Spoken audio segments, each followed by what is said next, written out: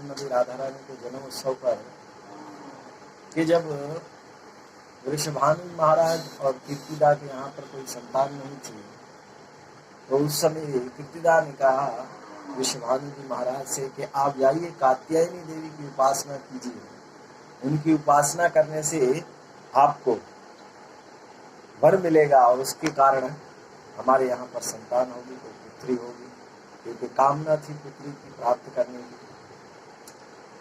वृषभानु महाराज गए हैं और जाकर कात्यायनी देवी की उपासना करने लगे। बहुत समय उपासना की, पूजा की, परंतु कात्यायनी देवी प्रसन्न नहीं हुई। एक आकाशवाणी हुई और आकाशवाणी हुई तो उस आकाशवाणी ने कहा कि वृषभानु जी, हरिनाम के बिना कोई भी व्यक्ति सिद्धि को प्राप्त नहीं कर सकता। इसलिए आप जाइए, यमुना के तट पर क्रतु मुनि बैठे हैं और उस क्रतु मुनि के पास जाकर हरिनाम की दीक्षा लीजिए, और हरिनाम की दीक्षा लेने के उपरांत जब आप इस नाम का, महामंत्र का जप करेंगे तो प्रसन्न होकर मैं आपकी सारी अभिलाषाओं को पूर्ण कर दूंगी। वृषभानु जी महाराज ने जब ये आकाशवाणी सुनी तो आदेश का पालन किया। गए यमुना के तट पर और जाकर देखा क्रतु मुनि बैठे हैं, और क्रतु मुनि बैठे हैं तो क्रतु मुनि के पास जाकर कहा कि प्रभु आप मुझे हरिनाम की दीक्षा दीजिए। तब क्रतु मुनि ने वृषभानु जी महाराज से कहा, इस महामंत्र को कहा, हरे कृष्ण कृष्ण कृष्ण हरे हरे, हरे राम राम राम हरे हरे।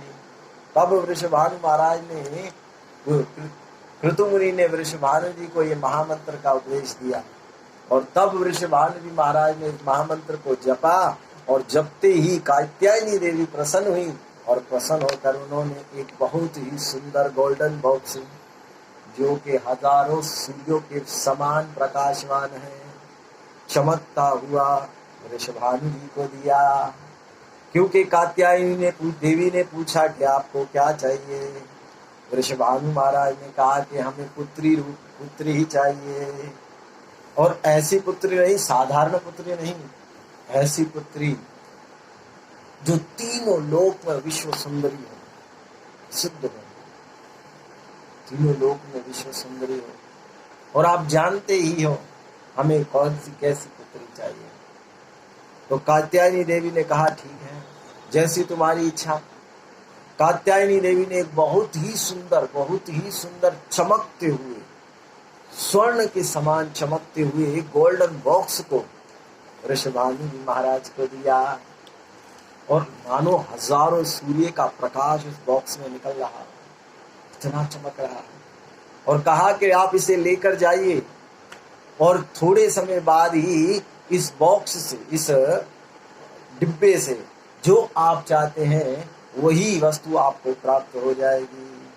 इस बॉक्स वृषभानु जी लेकर आए, और कुछ समय के पश्चात उस बॉक्स में से बहुत ही सुंदर भव्य कन्या प्रकट हुई, जो कि श्रीमती राधा रानी है, परंतु उनके नेत्र बंद थे। अब ये प्रश्न उठाते हैं कई बार भक्त लोग कि भाई श्रीमती राधा रानी का नेत्र क्यों बंद थे। कहते हैं वो अंधी थी। नहीं भैया, वो अंधी नहीं थी। श्रीमती राधा रानी ने भगवान श्री कृष्ण से वचन लिया था, प्रभु मैं वृंदावन जाऊंगी। कहाँ पर वचन लिया था? श्रीमद धाम गोलोक में, गोलोक वृंदावन में श्रीमती राधा रानी ने कहा, प्रभु मैं भौम वृंदावन में जाऊंगी, मैं पृथ्वीलोक में जाऊंगी, परंतु एक आप मुझे वरदान दीजिए। क्या?